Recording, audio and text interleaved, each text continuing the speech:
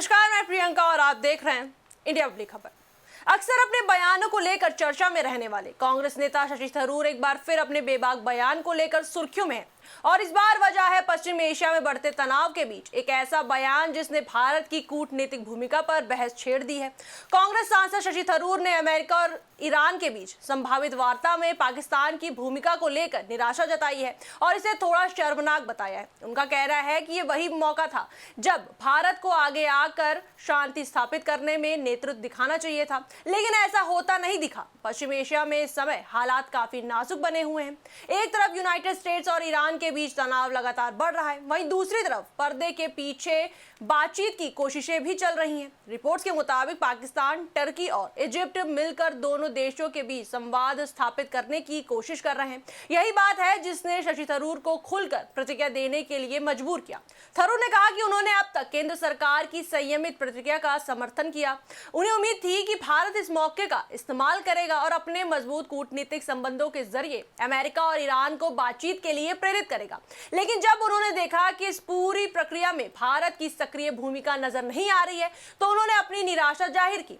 उनका यह बयान सिर्फ एक आलोचना नहीं बल्कि एक संकेत भी है कि भारत को अपनी वैश्विक भूमिका को लेकर और सक्रिय होना चाहिए। थरूर ने यह भी याद दिलाया कि प्रधानमंत्री नरेंद्र मोदी कई बार अंतर्राष्ट्रीय मंचों पर भारत को शांति की आवाज के रूप में पेश करते रहे।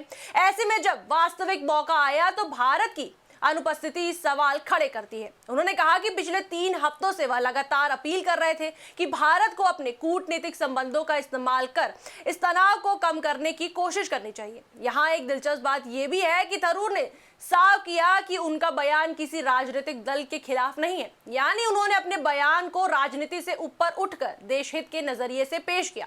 इससे उनके बयान को और गंभीरता मिलती है, क्योंकि ये सिर्फ विपक्ष की आलोचना नहीं बल्कि एक व्यापक कूटनीतिक सोच को दर्शाता है।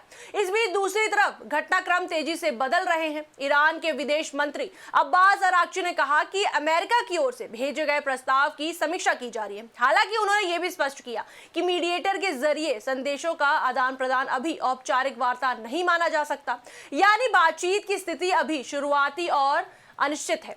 वहीं अमेरिकी राष्ट्रपति डोनाल्ड ट्रंप ने दावा किया कि ईरान समझौता करना चाहता है, लेकिन आंतरिक दबाव के कारण खुलकर सामने नहीं आ रहा है।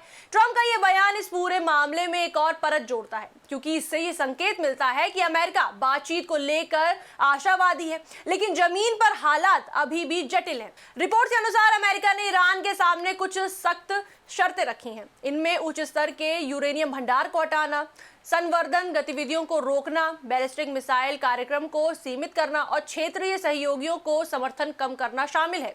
ये शर्तें ईरान के लिए आसान नहीं है, क्योंकि ये सीधे उसकी सैन्य और रणनीतिक ताकत को प्रभावित करती है। व्हाइट हाउस ने चेतावनी दी है कि अगर ईरान इन शर्तों को नहीं मानता तो सैन्य कार्रवाई और तेज हो सकती है। हालांकि कूटनीतिक प्रयास जारी हैं, लेकिन जमीन पर स्थिति अलग कहानी बता रही है। इजराइल, ईरान और अमेरिकी बलों के बीच लगातार मिसाइल और ड्रोन हमले हो रहे हैं।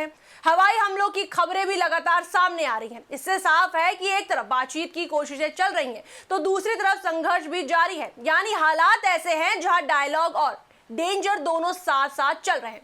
इस पूरे घटनाक्रम में सबसे बड़ा सवाल यही उठता है कि भारत कहां खड़ा है। क्या भारत जानबूझकर एक लो प्रोफाइल रणनीति अपना रहा है या फिर ये एक चूक है? शशि थरूर के बयान से ये साफ है कि कम से कम कुछ लोगों को लगता है कि भारत ने एक महत्वपूर्ण अवसर खो दिया है।